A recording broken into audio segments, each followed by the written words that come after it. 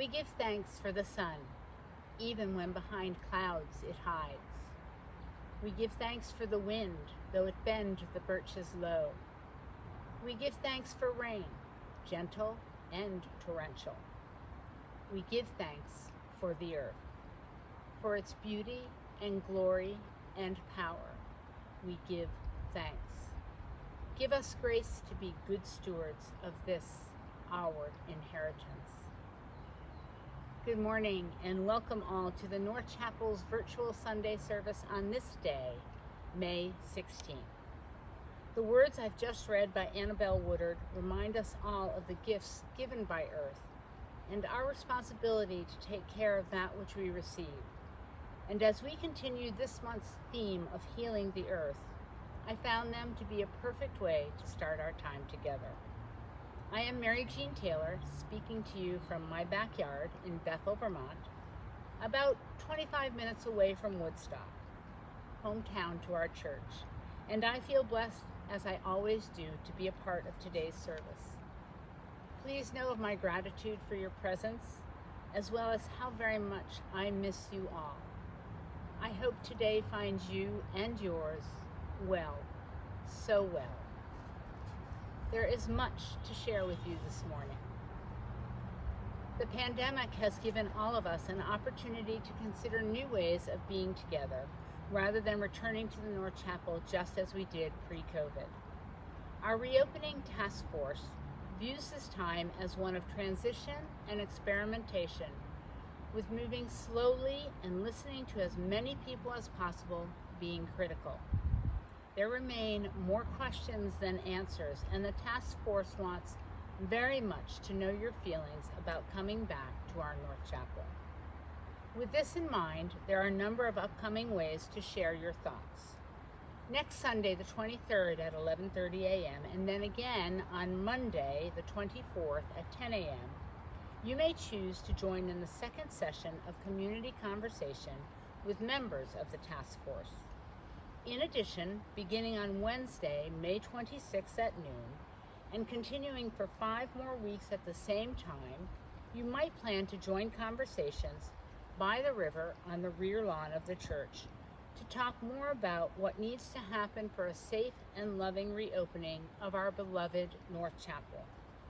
You can find much more information for all of this by reading In Touch, our weekly e-newsletter, or as always, going to our website, www.northchapelvt.org.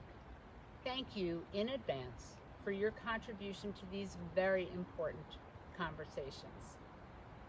Our reflection this week is shared by Ron Miller and is entitled, Healing Our Democracy, the Vision of Braver Angels. Ron's history as an educator and caring community member, and his dedication to the importance of politics in our ever-changing world is sure to bring us new ideas and thoughts this morning, and we are grateful for his time and contribution to today's service. While Leon is not here in person this Sunday, he is, as always, with us in spirit, and has asked me to share the following with all of you.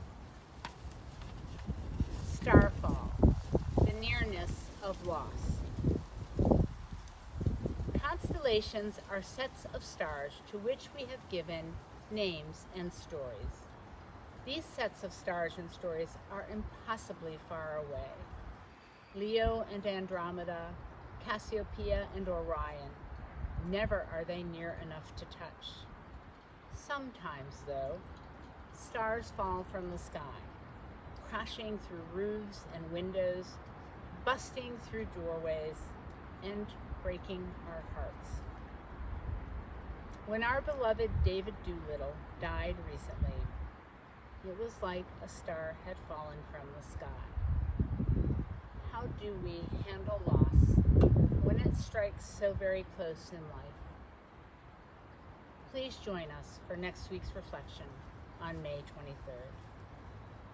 In sweet remembrance of an angel's life, our dear David, may I offer these words by John Philip Newell. May the angels of light glisten for us this day. May the sparks of the divine's beauty dance in the eyes of those we love. May the universe be on fire with presents for us this day.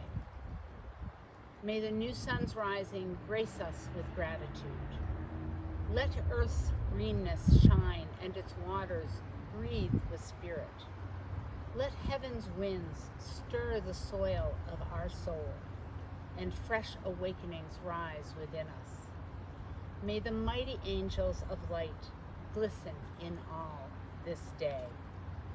May they summon us to reverence. May they call us to life. Welcome then to this circle of caring, this circle of love.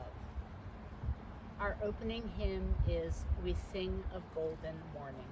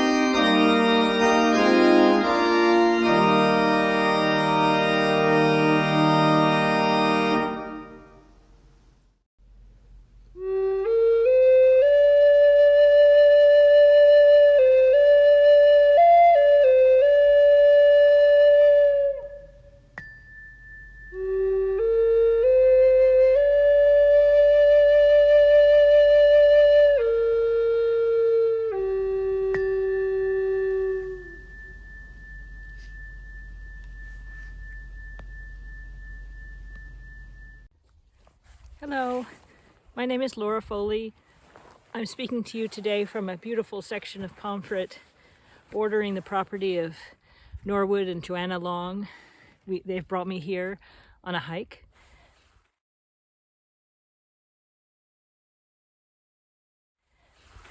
And the poem I wanted to read to you today is about a time a few years ago when Clara and I hiked the Camino in Spain.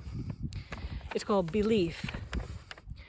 Walking the endless meseta, we turn to see yellow broom flowers, orange poppies going by, the only way to know these pilgrims' progress. Each night, an ancient town new to us steps closer to our journey's end. We feel no mystic pull toward Santiago, but we believe in the awe of those who do. As Gregorian chants pipe through a darkened church, and a friend we meet weeps freely at a cafe table. We leave Castro Jerez in the graying dark, before dawn, before cafes open, our shoes tapping a slow rhythm on quiet streets. And though at this moment they're empty of all but us, we know the road, the path we've chosen, takes us somewhere many have gone before. We feel them all in the hard-packed trail, in our aching feet, in our will to keep going, a mysticism we can believe.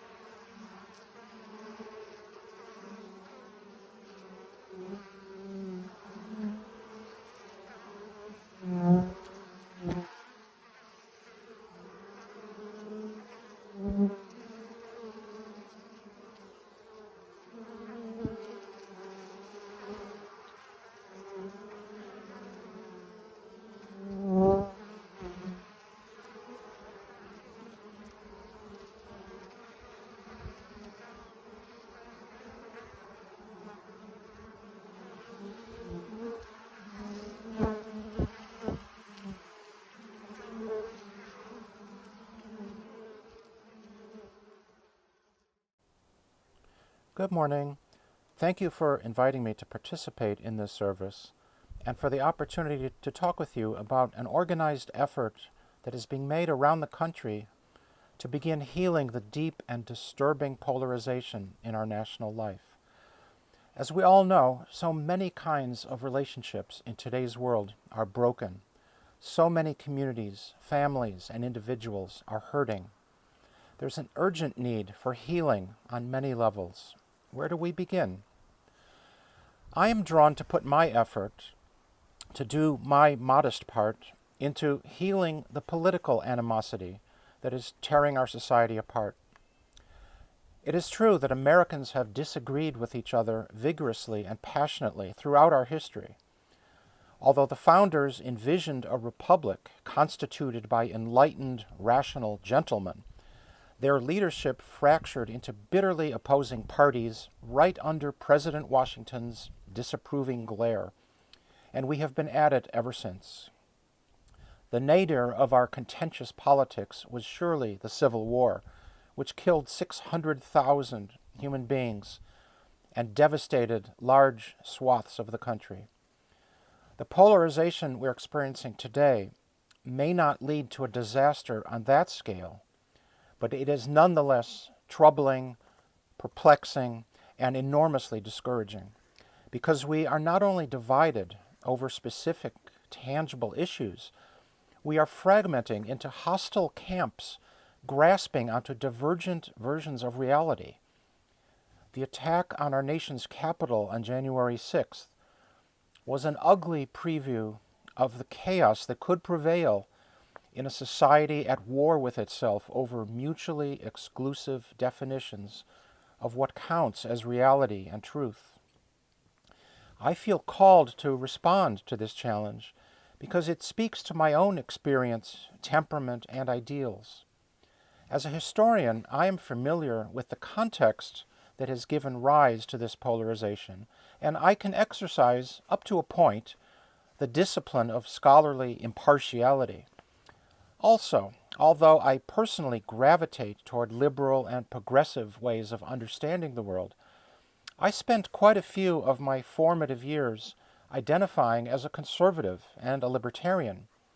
My first political engagement at the age of 16 was working to elect a Republican candidate for Congress. In my early 20s, after reading most of Ayn Rand's writings, I took part in a Libertarian Party presidential campaign. My father and many other relatives are lifelong Republicans, so I have no interest in demonizing conservatives. And I recognize that there is intellectual and moral coherence in conservative thinking, even if I have moved away from it in so many ways. I think Edmund Burke, the British parliamentarian and philosopher, who's considered the intellectual father of modern conservatism, still has much to teach us about the need for stability and rootedness in social life, and the dangers of radical change driven by ideology. Wendell Berry, who is a hero to many environmentalists, localists, and food activists, and also is a prophet for our own time, he is at heart a cultural conservative in the American agrarian tradition. Those of us who identify as progressives believe that we are on the right side of history, especially on important moral questions of economic, social, and racial justice. We believe Dr. King's assertion that the moral arc of the universe bends toward justice, and we want to do our part to help our nation and our society bend with this arc rather than resist it. Yet there are many people who are not ready to bend, at least not as far or as quickly as we believe to be necessary. Or they favor strategies for attaining justice that we do not find convincing. How do we react to these people, to their beliefs, to their experience, their fears, their yearnings, which on the surface appear so different from ours? Dr. King himself insisted that we not see them as our enemies. In my own life, I have always sought to balance polarities, to reconcile differences, both within myself and within family and community dynamics. I just can't stand it when people scream at each other, when they are so defensive or so sure of themselves that they need to override or obliterate those they see as their opponents. Buddhism teaches that attachment to one's own views and beliefs is a pernicious form of delusion that reinforces our ego-centered fallacy of separateness. The tendency to identify with our beliefs is very strong. It takes a deliberate effort to hold our views lightly, to accept that how we understand the world at any given moment is always going to be an incomplete picture, and to keep ourselves open to learning, adapting, correcting our views as experience reveals other dimensions of that picture. Abraham Lincoln's inauguration speech in 1861 was a moving appeal to the American people to step back from the brink of civil war. He closed with a ringing call to recognize that what holds us together in community is nobler and higher than the partial, separate identities that we so desperately defend. He said this: "We are not enemies, but friends. We must not be enemies. Though passion may have strained, it must not break our bonds of affection. The mystic cords of memory, stretching from every battlefield and patriot grave to every living heart and hearthstone all over this broad land, will yet swell the chorus of the Union when again touched, as surely they will be, by the better angels of our nature." Lincoln was a realist who, like the Buddha, fully understood that human nature contains destructive tendencies towards separation, defensiveness, and self-righteousness, and that political ideologies can feed these motivations. He asked Americans to look beyond them, to dig deep within ourselves, to tap into our also existing capacity for affection, empathy, and generosity of spirit. And incidentally, notice that mystic cords of memory is an essentially conservative notion. Lincoln's appeal was not heeded in his time, and we know the vast suffering that resulted. Can we take his vision more seriously today? We certainly need it. Over the past several decades, this society has fragmented badly due to many factors.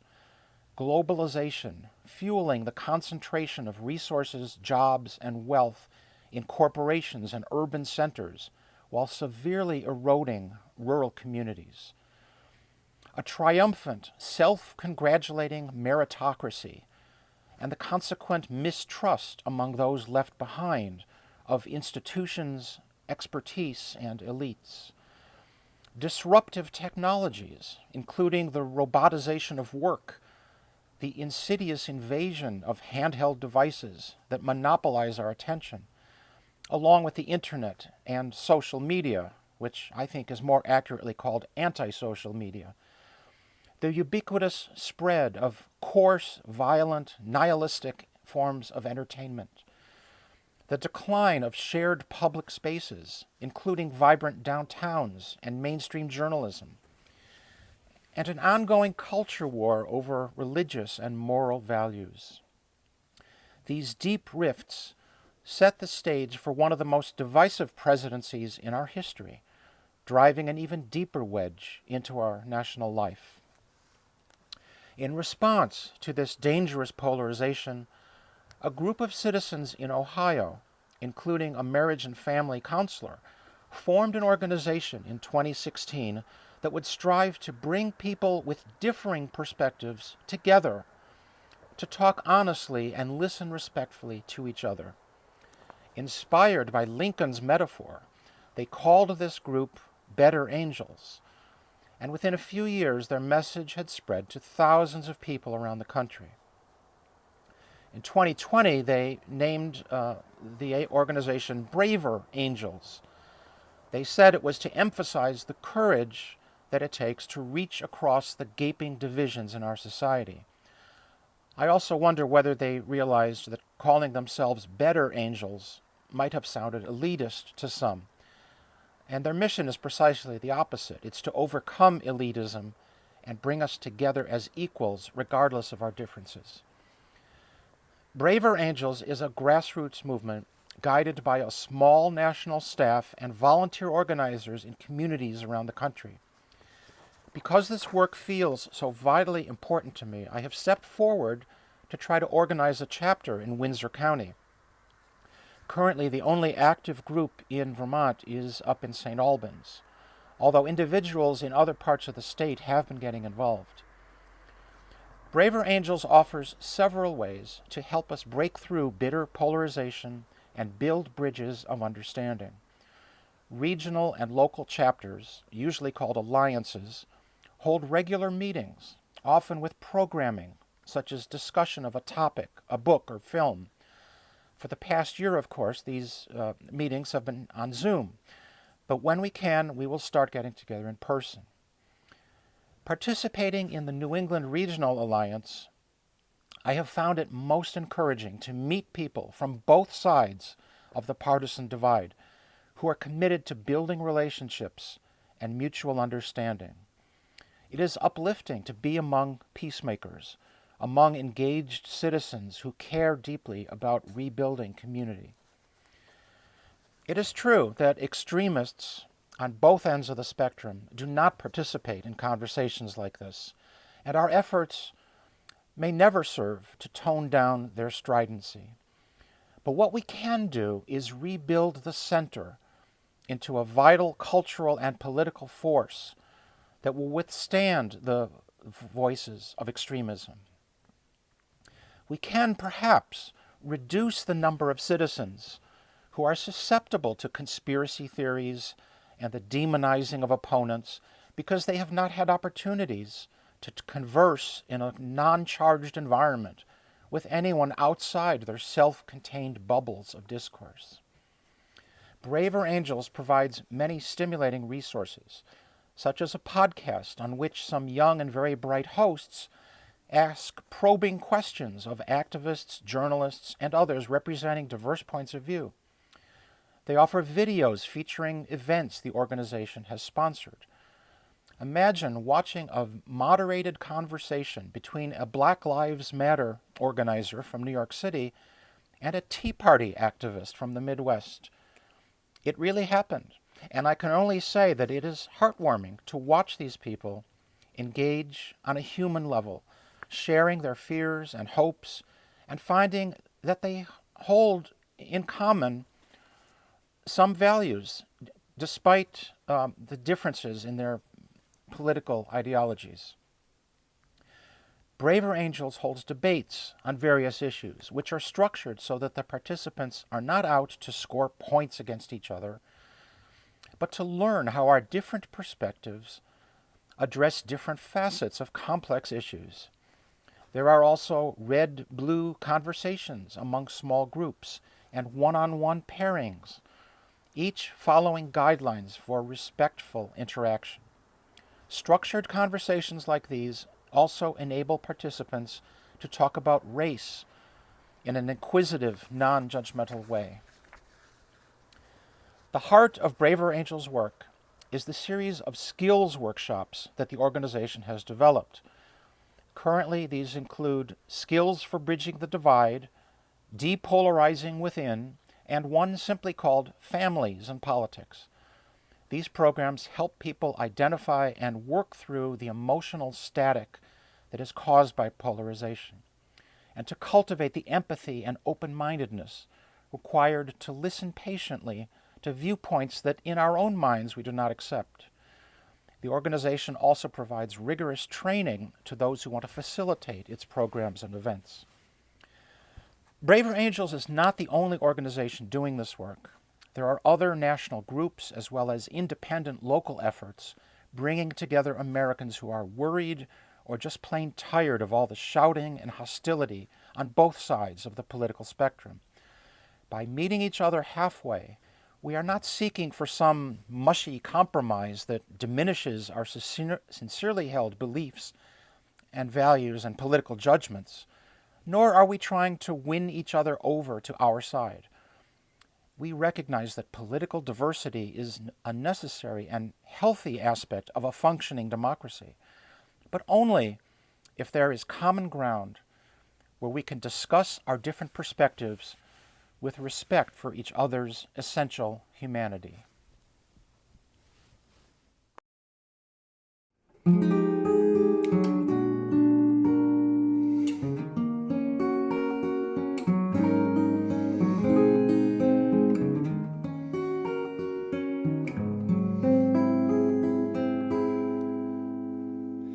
The secret of life is enjoying the passage of time.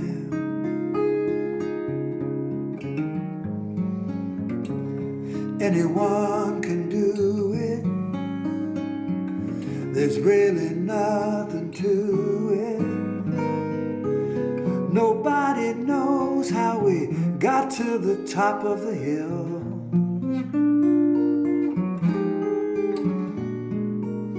But since we're on our way down, we might as well enjoy the ride. The secret of love is in opening up our hearts. It's okay to feel afraid. Just don't let that stand in your way.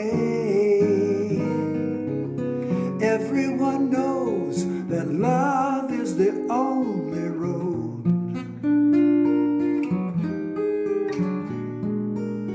We're only here for a while. We might as well show some style.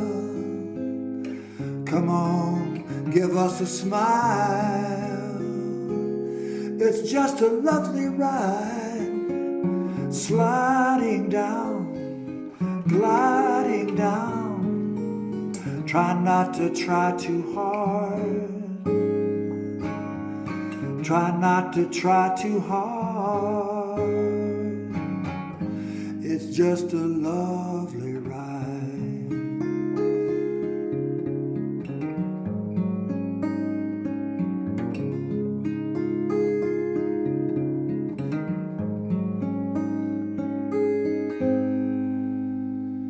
Now the thing about time is that time isn't really real.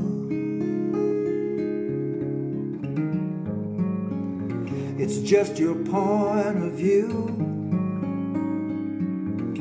How's it feel for you? Einstein said he could never understand it all.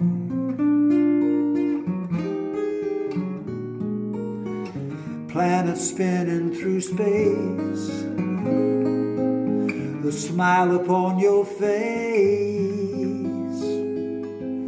Welcome to the human race. It's just a lovely ride, sliding down, gliding down. Try not to try too hard. Try not to try too hard. It's just a lovely ride.